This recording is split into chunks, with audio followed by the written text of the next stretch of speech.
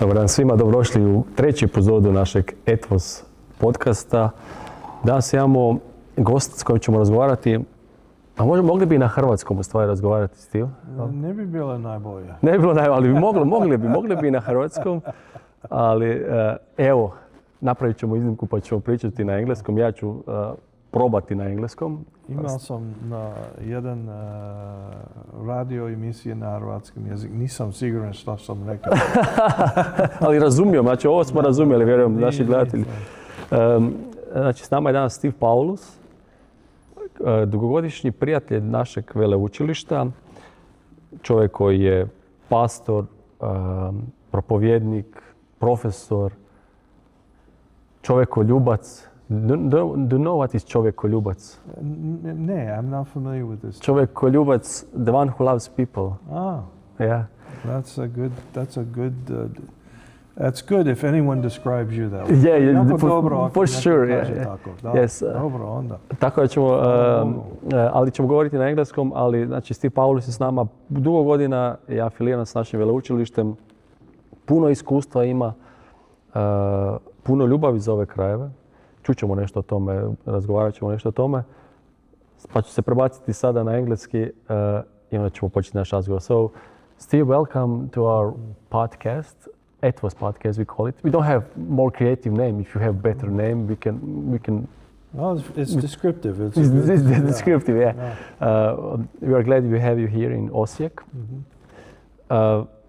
We already said in this introduction that you are affiliated with the seminary, and how it started actually. When did it start? There is a story, nice story as far as I remember. Can you tell us more about it? There's a couple stories. Well, this goes way back, and I'll go back.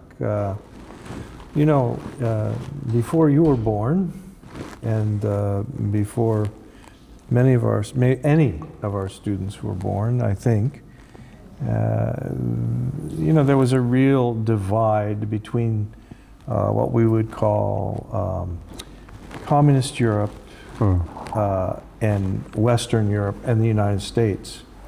And there's always a sense of spiritual tension in that under communist system. It was very difficult and oppressive to profess one's faith, to be a follower of Christ.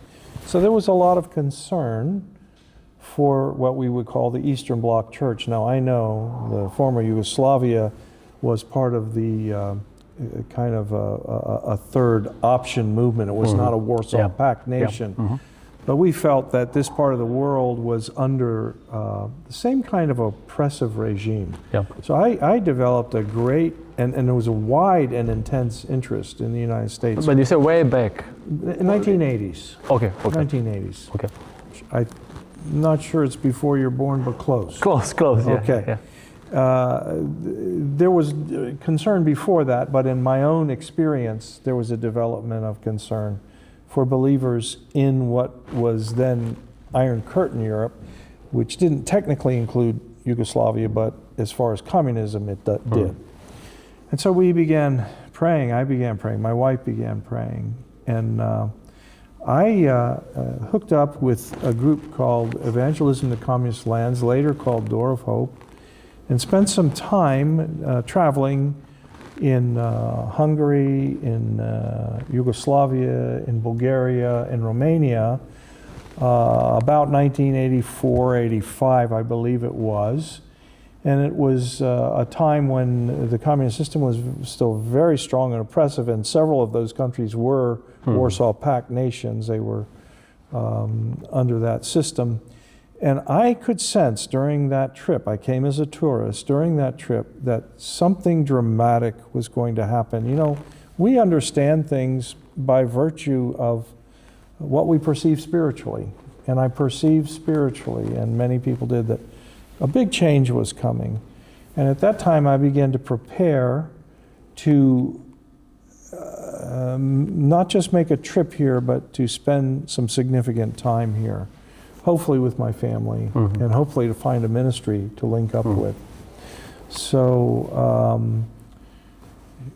what happened was that I began to prepare to I left the pastoral ministry. I began to prepare. I was in Virginia Beach with mission studies and studies in biblical studies at Regent University to come to this part of the world.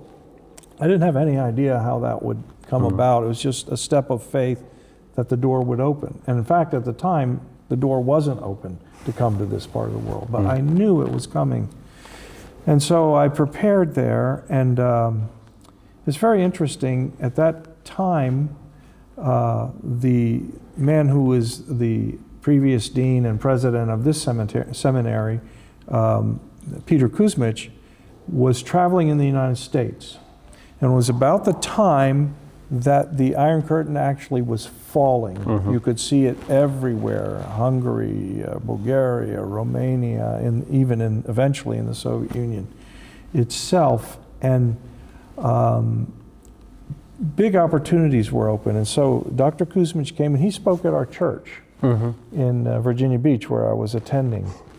And this was at the end of my Master of Divinity studies, and I went up and spoke with Peter. And so the year is, do you remember? 1989. 89, okay. It's just before the big breakthroughs. Okay. You know, but we knew. So I came and I said, and at that time people were coming from the west to Yugoslavia, to Osijek, to the school here. Yes. And I went up and spoke to him, and I said, you know, I'm interested in coming to your part of the world. And he says, no, I'm not sure I see that, you know, which is kind of unusual, because I don't think he ever said that to anybody. No, for Peter, unusual. Are you sure that was Peter? Yeah, that was it was either him or his clone, I'm not sure. But he said, no, I don't think so. I'm not sure about that. But about 4 months later, he was back in our part of the country, you know, making visits and what he was doing. And it was graduation at Regent, and he was the speaker. Actually, it was a year later. I think it was a year later, because it was 1990. And he was the speaker. By that time, things had started happening. Massive things had started happening here, and all the changes were coming in. So he was a speaker, and I tried to get a chance to talk to him, but I couldn't. It was a big crowd, lots of people, no opportunities. And one of my teachers, we were at a little celebration at my home after the graduation, and one of my teachers, so unusual, called me out of the blue. He calls me on the phone. He knew I had an interest in this part of the world. He knew nothing had really opened. And he had no idea I wanted to talk to Peter, but couldn't. Had no idea how to get in touch with him. He called me and he said, I have the telephone number for the hotel room of Peter Kuzmich, and I want to give it to you, and you should give him a call. So I gave him a call, and I explained to him my interest. And this time he said, yeah, come over and visit us. Come and see. And so about 4 months later, in 1990. Did he remember talking? He didn't remember the first conversation. No, he didn't. But and so 4 months later, I came over and paid a visit, and eventually we moved. We were here. My family and I were here. Actually, first came to Slovenia. That's another story, and then to Osijek. So you came in for about 4.5 years. You came here. Okay, that's interesting. I'd like to hear more, and I believe all of us. So you came here in 1991. I came to visit in 1990, and at the end of 1991, right at the beginning of 92, we moved to Slovenia. And then in the summer of 90. And the school was already moved to... It was already in Slovenia, because the fighting was there. Yes. That started in 1991. And then we spent the first half of 92 in Slovenia, the second half of 92, 93, 94, and 95, and into 96, we spent here in Osijek as a family. Okay, tell us more about it. I mean, that's crazy, man. To be honest, to move here in the time of the war, to move anywhere. That's what everybody said. It was crazy. Yeah, that's crazy. I mean, but it shows to us that actually you the whole family, and you're pretty loyal and sure in your calling here. very intense calling. Yeah. It had been going on for years. Prayer for years, a sense of calling to this for years, and waiting to see it come to fruition. And so, But you could postpone until the end of the war. But I mean, well, yeah, only people like when we you could have, yeah. we could have, But you came here. we didn't think that's what we should do. So we didn't think. If tell my us wife some- was willing, that would have been difficult. Yeah, Suppose she hadn't been, and we had young children, and that Yeah. was very troubling. And I'll tell you something. The first time we came here after we were in Slovenia, it was in the summer of '92. We came here. There's still a lot of tension and of course. fighting and Yeah. front lines and Umprafor. And when we came to this city, I don't know, 80% of the buildings seemed like that number, might be not quite that high, were damaged. Practically every window in the city was broken. There were holes in roofs everywhere. Destroyed buildings, by bombs. So when we came here, it was a pretty strange place. Yeah, yeah. And when we first came here, there was also a habit that people had, because a lot of people had firearms, habit that people had of shooting their Kalashnikovs. I don't know if that's the exact brand in the air. And there was a lot of gunfire, AK-47, a lot of gunfire, Now, normally that was not actual conflict, though it could have been, because there was actual conflict not far away. And to the south, down in Bosnia, there was intense conflict. And Vukovar nearby. Yes.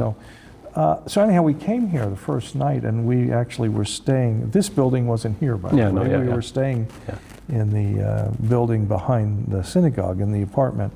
And our family was there, and my kids were going like, "What's wrong with these buildings? They're all, they half destroyed. What are we doing? I mean, really, they were questioning this, and they should have been." But then about 9 o'clock, we hear all this gunfire, and I said, "Oh my gosh, I cannot bring my children into this situation." That was the first. I can't do that. And so we were praying about it, and it seemed so strange. And we woke up the next morning and asked the neighbors, and it was a tense and anxious, of course, context. We asked some neighbors, "What was that?" And they said, "Oh, Vienchania." Celebration. With Kalashnikov. Marriage celebration, you know. Yeah. And I said, "Oh, that's not how you do it here." Yeah. And anyhow, we got past, that was the first obstacle, and I was shaken up. Okay, I realize that fighting's been here, but it seems like it's still very present.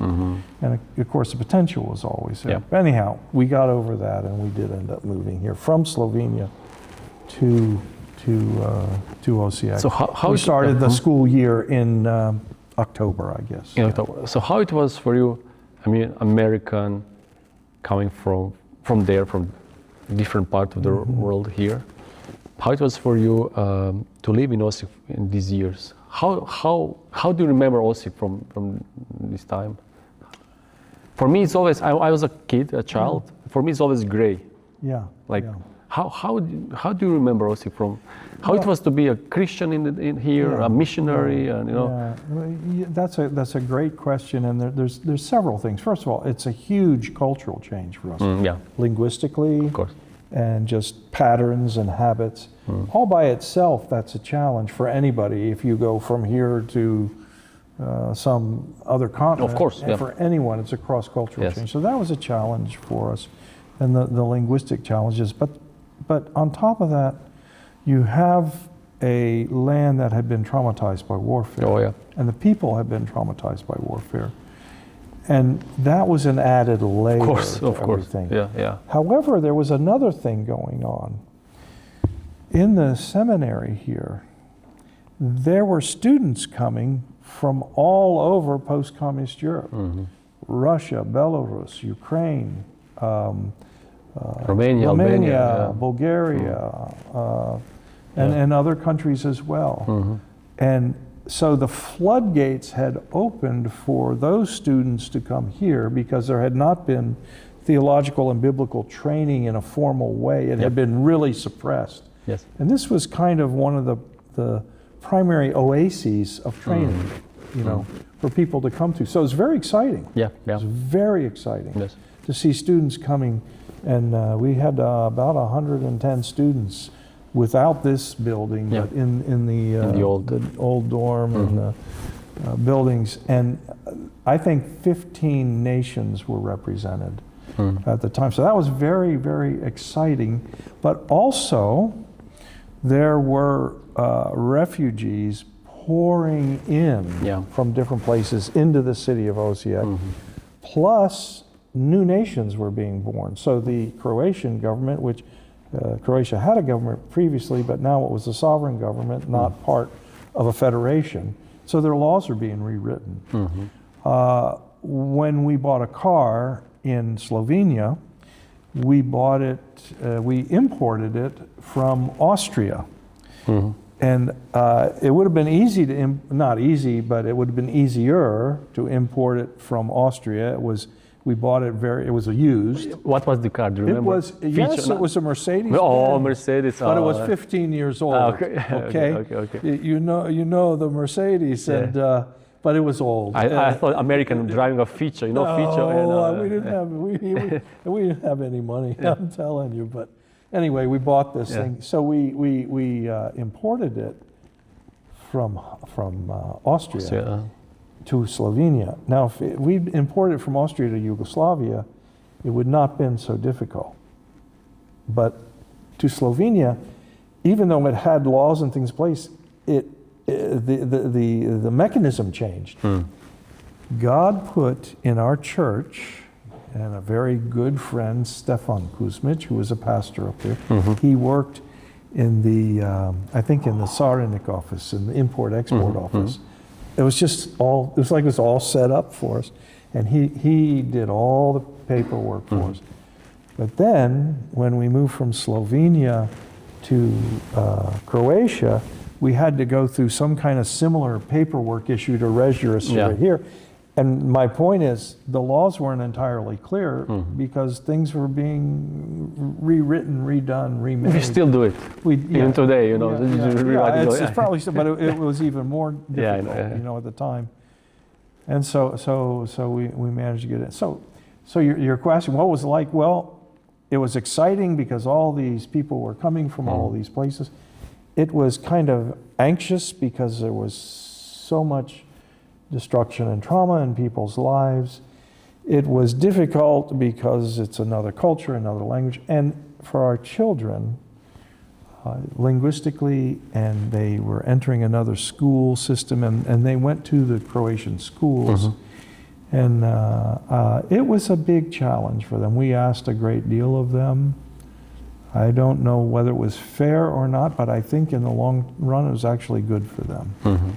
But it was a challenge. It was very formative in shaping for them. And so you returned back to the States in 1996? 96, and they went into, one of the big issues there was the ability to study in English language in an American school system. Would they be shut out from that or not? And I decided we were not going to shut that door. Okay, so your ministry here at that time, you were academic dean, or? Well, yes. How was the previous dean was Dr. Birovic. Of course, the president of the seminary was Dr. Kuzmic, and there's a nomenclature difference between English and Croatian. A decan is really the president of the school, but you use the dean, and we use the term of, now we're using the vice president for academic affairs. So Dr. Birovic had been the dean, the academic, but he was unable to come. He was unable to come because the country was divided by war. You couldn't even travel. So it makes sense. So we had all these students coming in, and I was a new professor the year before, and my degree was a Master of Divinity, not a doctorate. But there was a need to get this done.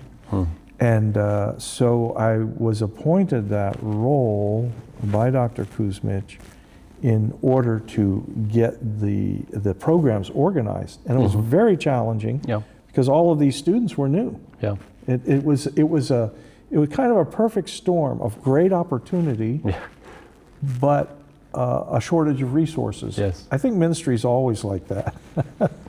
And so, great opportunity, but a shortage of resources. And so I call my promotion a battlefield promotion. What that means is in the Army, if your lieutenant gets shot, the sergeant gets promoted. I mean, they'll go all the way down to the private. So basically, they went all the way down to the private, and I got promoted on the battlefield. And I think we had some good years here. Yeah. So God was blessing the school and all of you, even despite all the challenges. And we adjusted. Okay, so I mean, we can talk a lot about this period, but let's move a little bit after 1996. I mean, you never stopped coming actually to Croatia. Like maybe there are some years that you didn't come. COVID. No, I don't think so. I think I always came every year. I think every year I've been here. Yeah. So your friendship and your loyalty remains. It's very deep, and it was forged in fire. You know. Yeah. It remains, and the calling remained very deep. And to be honest, some of our interest in returning was kind of blocked. My wife had become very ill. We were thinking very seriously now. We had taken care of this issue with our children and their education. We were wanting to return. My wife became very ill for a number of years, and it kind of changed our trajectory. And she would come back, and I would come back. But our circumstances changed, but I kept the connection here. Yeah. And okay, and you are now for 7 years or something president of the board of founders and president of the governing board. I think so. And you'll serve for another 20 years. Well, I don't know. It seemed first of all, it's gone very quickly, and it seemed like a really long time. Yeah. I understand completely. I understand you. Yeah. I wanted to ask you. I mean, you are affiliated with Croatia, but also with Ukraine, right? In Albania. But let's talk about Ukraine because it's also a long. There's a long history connection. Yeah. There's a connection with this seminary. You remember we said that we had students coming from. Yes. Well, several of our students, and some that I won't even remember who they were involved with the Ukrainian Evangelical Theological Seminary, and that was founded, I think, in 1991. I'm not sure. And two of our graduates, several years later, were very prominent in UETS, and that was Fyodor Rajčinec, who was a graduate from here. Who is today one of the leading scholars, right? Fyodor is, and he runs the graduate program, Institute for Leadership there. I'm not sure his exact title. And Oksana, previously Grigorieva Rajčinec. Oksana was Fyodor's wife. Sadly and tragically, she passed away from COVID several years back. They had tremendous effectiveness, and Fyodor continues to have tremendous effectiveness in running the program at UETS, and they are serving all of the churches of Ukraine, but they were serving churches in what I call the Stan republics. They had students from Kazakhstan, Kyrgyzstan, Tajikistan, Azerbaijan, and such places, which are predominantly Muslim. And so the UETS was drawing students from all over, and I have been working with them. We took books from this library. Actually, I traveled with Antal Balog in 1992 by car. I don't know who else may have gone with us. We took books to the library in Poljana, where the school was, and just helped them establish their library. And then they moved to Kiev.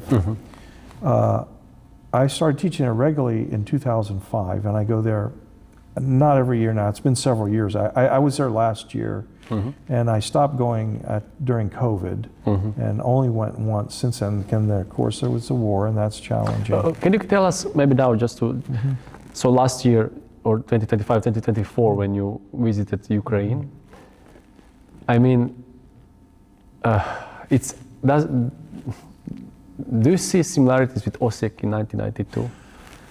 I mean, did you feel same burden or challenges or anxiety, or, I mean, the war, any war is a war. I mean, it's bad. It's very bad, and it has its own, its own character. It's very intense and destructive wherever you go. In fact, I have not spent as much time there, obviously, as I did here, and have a much better feel for how it was. But it's always, I was there in November of 24, I think. And the experience and the trauma is very similar, but the warfare is different because a lot of it's drone warfare. Oh yeah, it's completely new. It's a different kind of warfare. And you don't see the enemy just arise from... You don't see them, Yeah.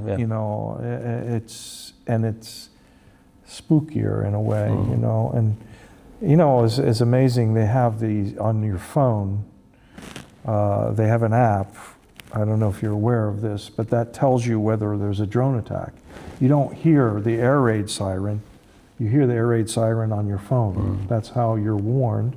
And you can get an app that tells you where any kind of attack is going on all around the country. So we would be in class and our phones would go off, and then we'd decide, what to do, because you never know exactly. It's so uncertain. That's what's different about it. Drone warfare is very uncertain. But they are suffering greatly, and it's a very difficult thing. It's just different. It's kind of the prince of the power of the air, so to speak, as opposed to something. But however, there were horrible massacres, and the church in Bucha, where actually Fyodor and Oksana attended, Fyodor attends in Bucha. There was a horrible massacre there in that region close to Kiev, and was able to visit that church, and they have opened their doors to the town to feed people, and there's been a great effort by all of the people to help one another out, and the church there has people who've been seeing unspeakable trauma with so there is literal massacre, there is hand-to-hand combat and visible warfare that went on and does go on, has gone on, but there's that added dimension of the invisible, sort of invisible. But I mean, in all of these bad things, Christians there, I believe, and our former students are serving there, trying to help their country however they can, pastoral care and so on, humanitarian work. Very, very courageously. Yeah, they're doing very courageous work. And, some of the people at the seminary, some people I'm familiar with, the people in my class in November were chaplains, in the number of them chaplains in the armed forces. It's very courageous. I mean, they're on front lines, they're in dangerous positions. Yeah. So I had a talk with a few of them. They stopped by here, some of them former students. Yes. And they were telling me that we can proud of our students there, former students. I can believe that. They serve in this kind of chaplaincy. So we are proud actually, and many of our students started Bible schools there and churches. They are part of organizations, all kind of Christian organizations. Yes. So ETS, it was kind of a seed of I would say that's entirely accurate. That while everyone there isn't from here, we have certainly had an influence. Steve, you are my professor of patristics, but maybe I'd like to focus more on your. I will not assume where your heart is, but we know your heart, pastoral heart. Maybe we can talk more about. You teach pastoral care, pastoral theology, we can say. Why is your heart there? We can say, and why, if it is? Well, that's a great question. I really like the patrology. I like to explore that season of church history. It's very interesting to me. But pastoral care, and there are elements of pastoral care in the patrology. There's a lot of pastoral care developed then. Pastoral care is what I've been doing for 35 years. Yeah. You know, Yeah. I've pastored two different churches for 35 years. Yeah. It just flows naturally out of my experience.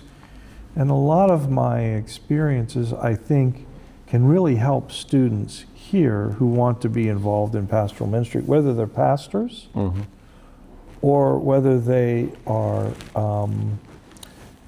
people who have ministries in churches or assisting ministries in church. They can all benefit from this course in pastoral care because it explores the challenges that come with taking care of people and communities and forming communities. And I do really enjoy pursuing that.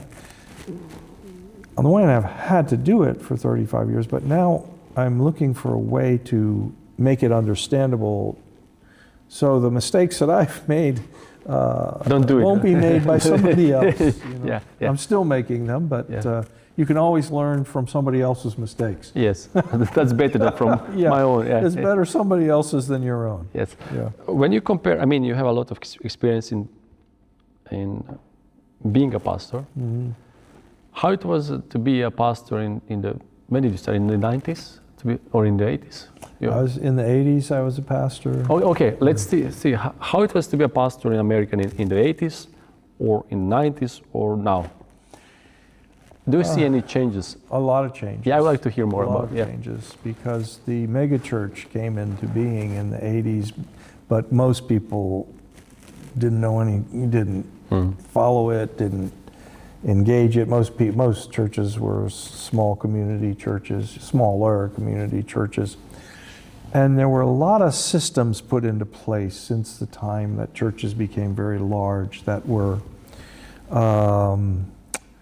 we didn't even think about, and a lot of legal issues that we didn't think about, you know, patterns and processes that I think probably make ministry effective and make it safer, but might have made it more difficult. Things were much freer, more open. You had freedom to experiment. Is that good or bad? Well, it's good and bad, you know, and you have freedom to experiment, and people had a lot of kind of trust and confidence and willingness to try new things. I think I'm going to preach on Sunday on not quenching the Spirit here. And if you look at what Paul said, he said, don't quench the Spirit.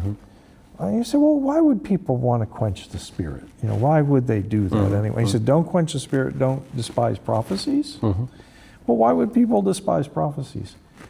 Because things happen when there's so much freedom and people are experiencing so much, that's sometimes kind of flaky, you know, and it's not genuine. And people become cynical. But at the time, in the 80s, people were not cynical. They were open, they were experimenting, and they were trying.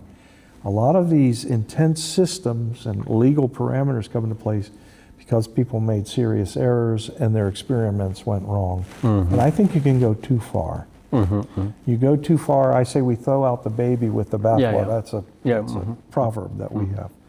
And I think what was really refreshing was people were willing to try things, and they did things, and they weren't cynical. And I'm not saying people are cynical now, but now systems are in place where you have to have a lot of structure before you do anything. But when you compare, I mean, America is very interesting to all of us. I mean, and we read about it, watch movies or whatever, you know, follow politics, the president, this one or that one, doesn't matter. How do you see America now, 2026, if you compare it 20 years ago or 10 years ago? Or also to add, to be fair, how you see Croatia this part of the world. Mm-hmm. What are the changes, if there are any? I mean, in terms of society, people, having in mind also how people accept the gospel or they do not. Mm-hmm. Mm-hmm. All of these changes. Can you compare America in the last 20 years and Croatia, maybe also because you've been coming? Yeah. I think, well, to start with America, I think I think the flame was kind of low as far as renewal and revival in the teens. Mm-hmm. But the last few years I see renewal in churches. Mm-hmm. I see renewal in numbers and enthusiasm and kind of harvest. I do see a renewal and a revival of interest in faith and commitment to Christ and effectiveness of churches. And in our region alone, there are lots of very thriving churches that weren't there 10 years ago. You know? So that's significant. In this part of the world, I think, of course, you're affected by your political situation and you become part of a bigger system, the European Union, which I think can be both good and bad. I think people are more mobile. And so that means in some regions, and I think you've experienced in Slavonia, you might have kind of an exodus, and some of your strong supporters aren't in place anymore. But at the same time, I feel in this city when I'm here, I just feel like I was here in June. I just felt it was so positive. Just really a good atmosphere in the city. And of course, I remember it as being anxious. I don't feel that at all, you know. And I feel like when I've been involved in some church events, I feel like there's a good spirit in the churches here. I think you've long had this issue in an area where Protestantism is kind of challenged, that you don't see the growth that you want, but I think the potential is there. Yeah. That's good what you said. We don't see the growth and the numbers. I was here. It was the best harvest in the terms of souls during the war and after the war.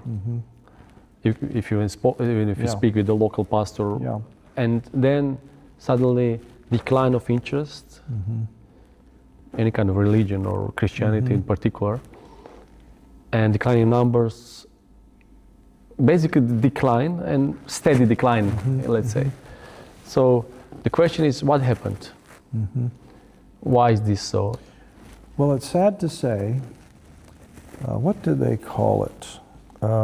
There's a term, and I can't forget. You prosper out of your need, and you prosper out of your interest in spiritual things. It's called redemption and lift. That's the term. So, and I think it was coined by the Methodist movement, but I'm not sure about that, where you would have people who are facing serious problems in their life and serious needs. Their interest, and that's just the reality. We recognize our need for Christ. We recognize our need for God. And so that life is fragile, especially during the war. And life is fragile, exactly. And people say, oh, you're just leaning on Christ because you need the support. But I see it completely differently. You finally see reality, how fragile you really are, you know, and that the spiritual need is the primary need of the human person. And we're kind of stripped to that, you know. And so I see that happen. But and when there's a prosperity taking place, we don't always see our need. That's not necessarily the case. I mean, America is very prosperous. Look at it, it's a very prosperous land. Yes. But you know what? I also think that people are prosperous to the point where they realize how empty their lives are, even when they have absolutely everything they want. And that's a different kind of need. A poverty of spirit is recognized, you know. But I think societies pass through seasons of complacency, and I don't know what causes seasons of renewal. I was just reading in the scriptures during the time of Hezekiah. There was a real revival in the time of Hezekiah, Thousands and thousands of people came to worship at the temple. There hadn't been temple worship for years. And I thought, asked myself, why did that revival come about? You know, and we can't always analyze it. Yeah. You know? Yeah. I'll dare to ask you something.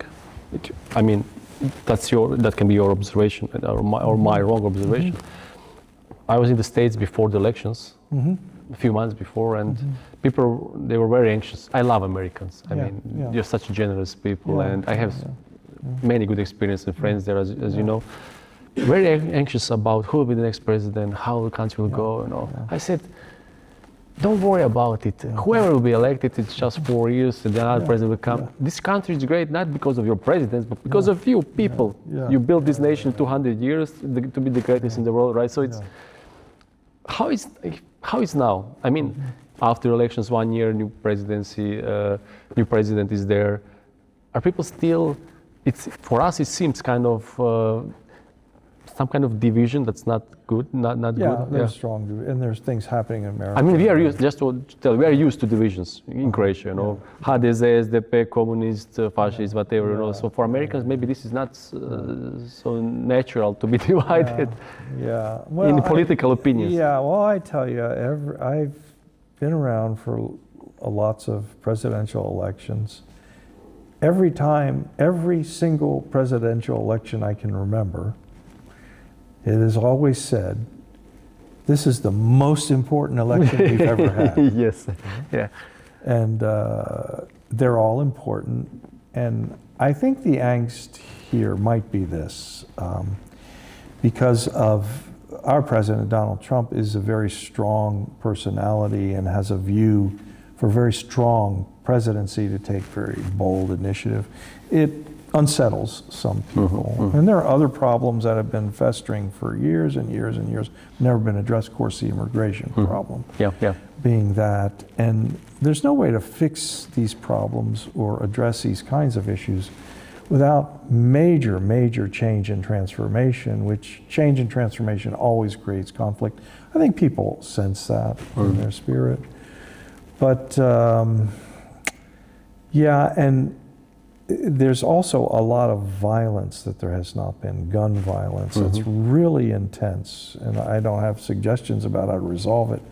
I just can only say it's much stranger than it's ever been and much more pervasive than it's ever been. And for Christians, there's long been a statement and belief that we have abandoned moral foundations that we've had as a people, going all the way back to our founding, really. There's a lot of discussion about the role of Christianity in the founding, but the morals and the beliefs and the cultural foundation of Judeo-Christianity, I think, is indisputable.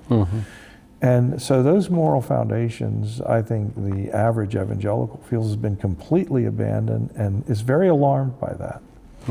And that's why that particular community, which is my community, is alarmed about the political state. And then there are others who have a completely different view, and it's a very opposite view, and they're alarmed. So you have major groups of people that are alarmed by things.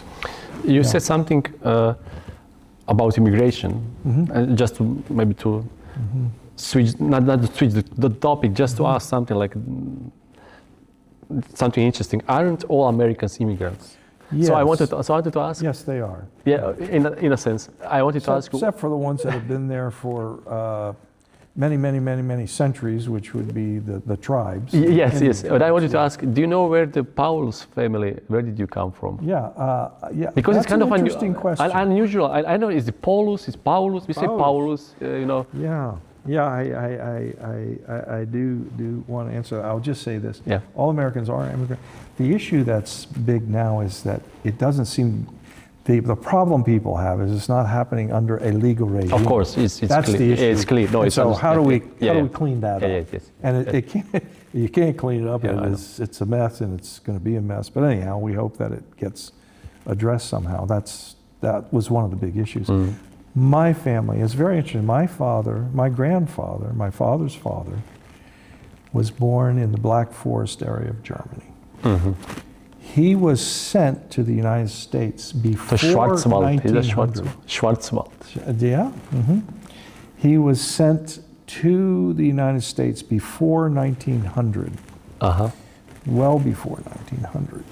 And he was sent to members of his parents' extended family in Minnesota. And the idea was, as I understand it, and it's sketchy because it was a long time ago, that his parents would come and join him. He was, I think, 11 or 12 years old. This is our family story. He was sent to live with relatives. His parents would, and they never came. So he was essentially an orphan who was fostered out by his parents to his relatives. Now he grew up, he ended up in Superior, Wisconsin, and was a high school principal, and my father was born in Superior, Wisconsin. And after one generation, you become quickly acclimated in America. That's the system, very quickly.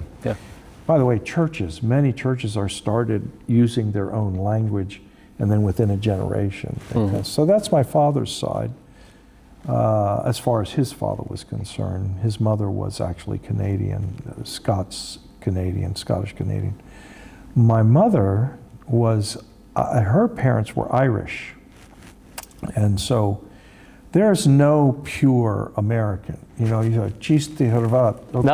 Čisti Hrvat. There's no čisti Americans. I mean, it just doesn't. They're actually, in this room we cannot everywhere, find you know. Just to say to our viewers, there are a few people here with us while we record. We cannot find a čisti Hrvat. Okay, well, you definitely can't find a čisti American.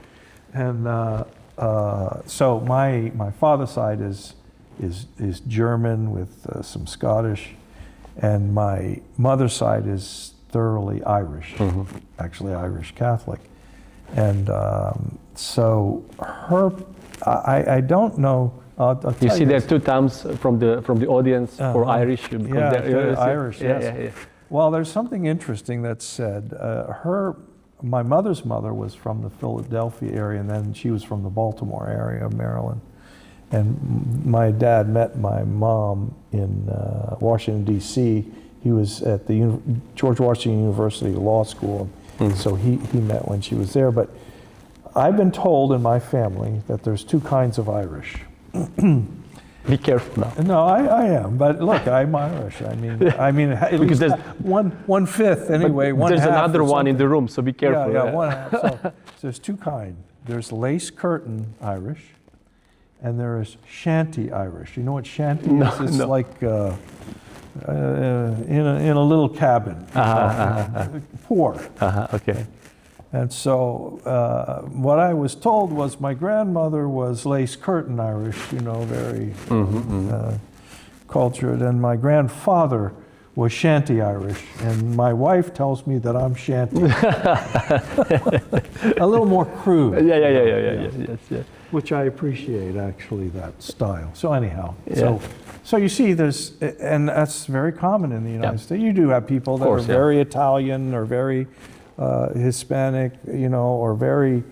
But this reminds me of your church. Scandinavia. Of your church, of your home church that you used to pastor for how many years? The 28. 28, yeah. I had a chance to visit and to meet with the people there. Nice church, nice people, nice new pastor, by the way. Yeah. I mean, are we allowed to speak about him just Sure. I mean, Zyphus, I love him, and it's interesting actually. Zyphus is also an immigrant, right? Yes. He's in the process of going through all the paperwork. Yeah. So you're retired now, pastor emeritus, right? Yes. How you feel about it? This young guy took your church. It's wonderful. It was answered prayer. Yes. It's answered prayer, because I was ready to move on, and we brought Zyphus in as an associate. He was there for, I think, 4 years before he took on. He's a very intelligent man. Yes, Zyphus James, preacher. Right? Yeah. Zyphus James is his name, pastor, and his wife is Shelley Ann James. Very intelligent, very good administrator, very perceptive, and a good preacher. And you know, I've rarely. And not American, but from. He's from St. Lucia in the Caribbean. Yes, yeah. And so his culture, his original culture, is different. Yeah. I rarely meet someone that I have almost 100% agreement with theologically. Do you know how rare that is? So I was very pleased to see this development. I think the church is pleased too. But something unusual happened. The Shenandoah Valley, where I've been pastoring, is somewhat monolithic in that its roots, the people that live there, are from generations back. They're either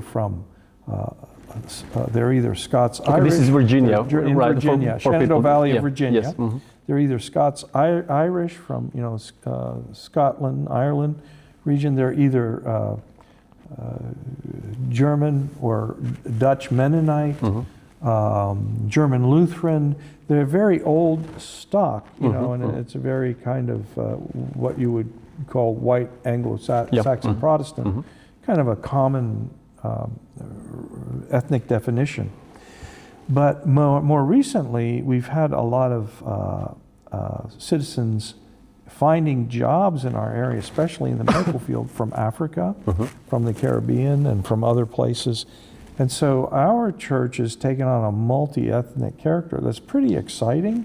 And actually, Zyphus is a great choice to serve that community.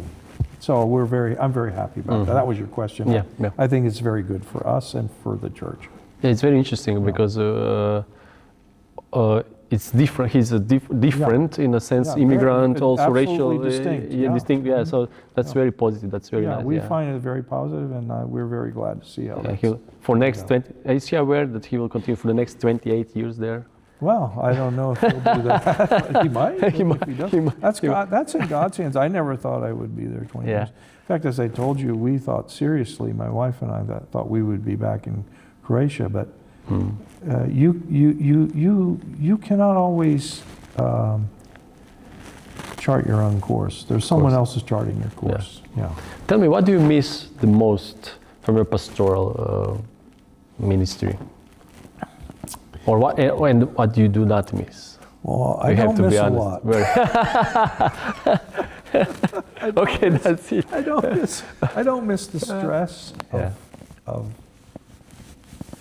Here's what I say is, and this is, I probably didn't mention this in the pastoral care course. Maybe I should, but I don't want to discourage anyone. You know, stress is contagious. Okay, and if you're in pastoral ministry, you are almost always working with somebody who's under stress. Yeah. Somebody has a problem in their family. They're sick. There's financial problems. There's work problems. There's conflict in the household. You know, who knows? Stress. So if you are entering, and you're not supposed to take it on, but if you're entering into their situation, you do take it on. It becomes, so your body takes on the stress of pastoral care, and over many years it takes its toll. So I don't miss the stress. I do miss, and we're re-entering that. I do miss regular contact with people and just the fellowship in the community. But I don't want to feel, I don't feel responsible to try to help everybody fix their problems. And in the pastoral role, there's a little bit of that goes on. I don't miss that. But I do miss the regular contact with the community. And we're changing that. We're kind of re-entering a little bit now. We have out maybe 5 more minutes. And at the end, I would like to ask you, what do you say to your students, or what would you like to say to young people who maybe feel the calling, or they're not sure about it? I mean, Croatia is in a great need of revitalization of our churches, speaking about Protestant evangelical churches, as you know. We lack pastors, and our pastors are getting old, you know, naturally. And maybe there's some youngsters who do not dare to, you know, they feel the calling, but they would rather study something else, not theology, or do some other job or ministry. I mean, probably that was always like that. Probably, I don't know, you can tell better. But what can you say to the people who are watching this and thinking about pastoral ministry and call? Can you give any encouragement, or or just say, don't just give up, you know, don't. Well, I won't say give up. I know, I will say, I find in this context, what we call bivocational pastors are much more common. Yeah. And I will say Smaller that's churches, not a bad thing. Mm-hmm. That's not a bad thing for two reasons. It gives the pastor who is bivocational the opportunity to engage in work in such a way that they have something to fall back on, so to speak, mm-hmm. or they develop some skill, talent, ability that is marketable. That's not a bad thing, it's a good thing. On the other hand, a pastoral call, a real pastoral call, in my opinion, is something you can't shake. It's mm-hmm. something that comes from God, that is intense. Like you cannot just shake it off. I don't want to do that. Uh-huh. If you can say, oh, I don't want to do that, you're probably not called. Mm-hmm. You know. Mm-hmm. Now, I know some people are talked into pastoring and that sort of thing, and I understand that might be part of the process, you know. Mm-hmm.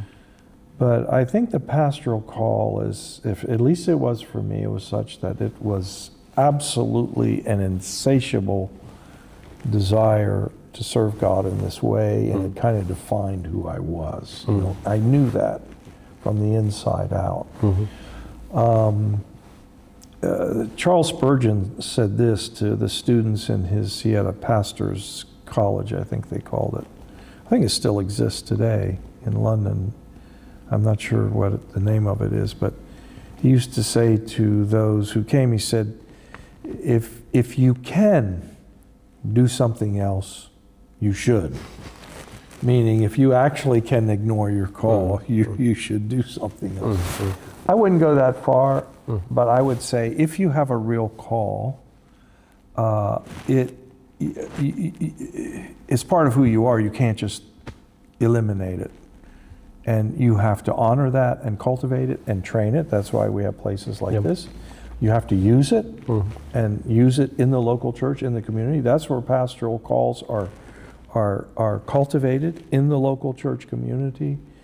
And also pastoral calls have to be confirmed.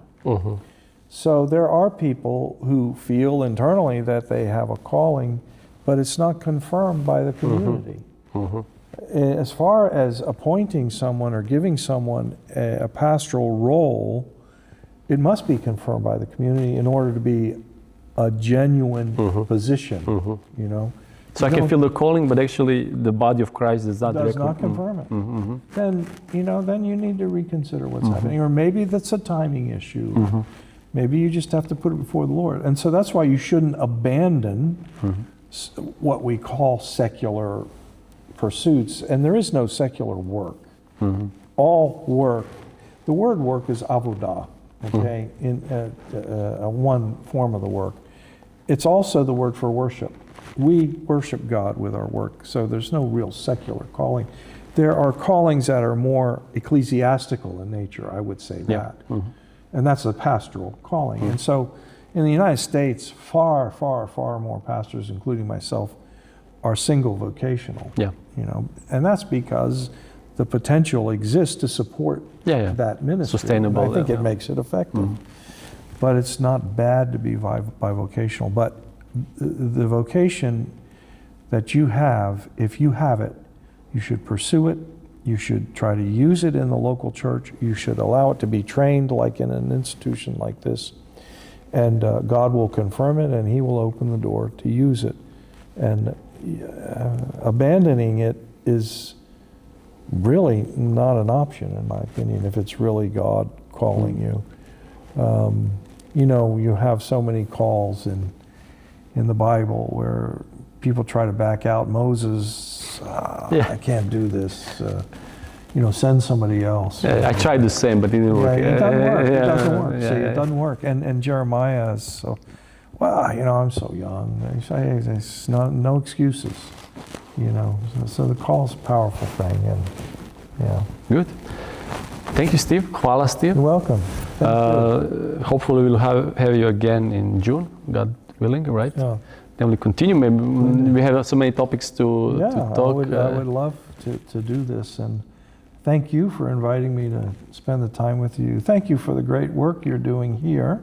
and work that you're doing with the ETS, and I think we have a really great student body. Yeah. And a lot of that is a result of your efforts and others. Oh, your team. Yeah, of course, your yes. team, of course.